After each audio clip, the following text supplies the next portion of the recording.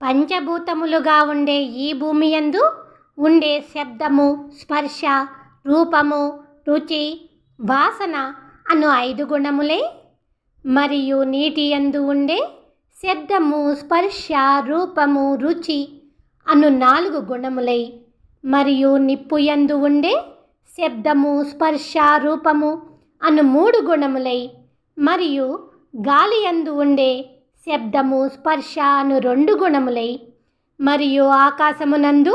ఉండే ఉరిమే శబ్దము ఒక్కటి అయి, వివిధ రకములైన దేవతలందరికీ ఆత్మ అయి ఉన్న నువ్వు ఉండే విధమును తెలుసుకొనుట ఎవరికి సాధ్యము స్వామి? పాపము, ముసలితనము, చావు, శోకము,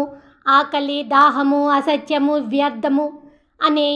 8 రకములైన హరించే గుణములు లేనివాడవై, జ్ఞానము, శక్తి, బలము, ఐశ్వర్యము, వీర్యము, తేజస్సు అనే అద్భుతమైన 6 కళ్యాణ గుణములను కలిగి ఉండి, జ్ఞానులకు సత్యమై, అజ్ఞానులకు అసత్యమై,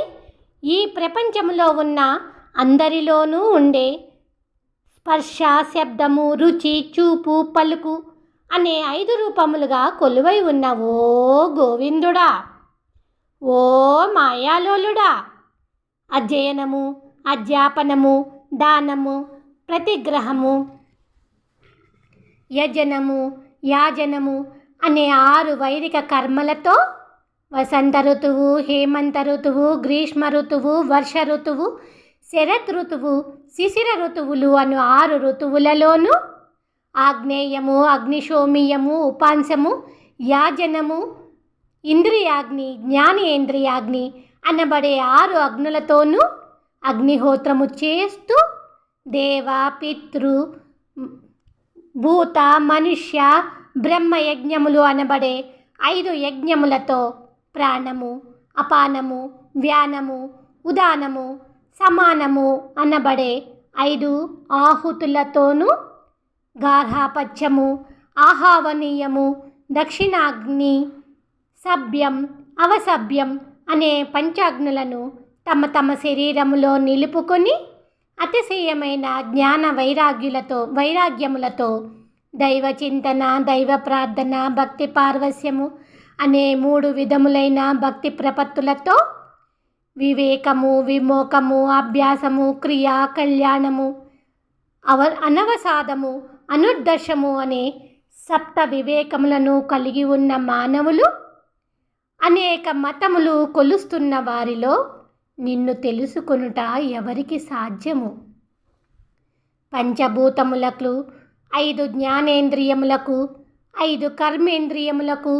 చేతనాచేతనములకు అంతరాత్మయై ఉండి, వాటిలో ఉన్న శబ్దము, రూపము, స్పర్శ, రుచి, వాసన అనే పంచతన్మాత్మలై కదులుతూ, ప్రకృతి, పురుషుడు, భగవంతుడు అనే 3 రూపములుగా వెలుగుతూ, అన్నిటిలో ఉన్న మనస్సు ఒక్కటి అయి ఉన్న ఓ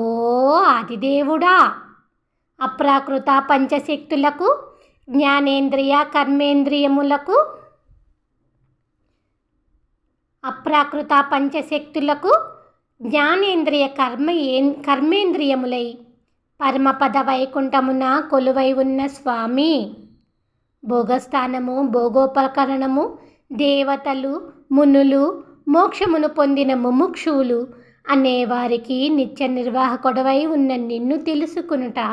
ఎవరికి సాధ్యము స్వామి?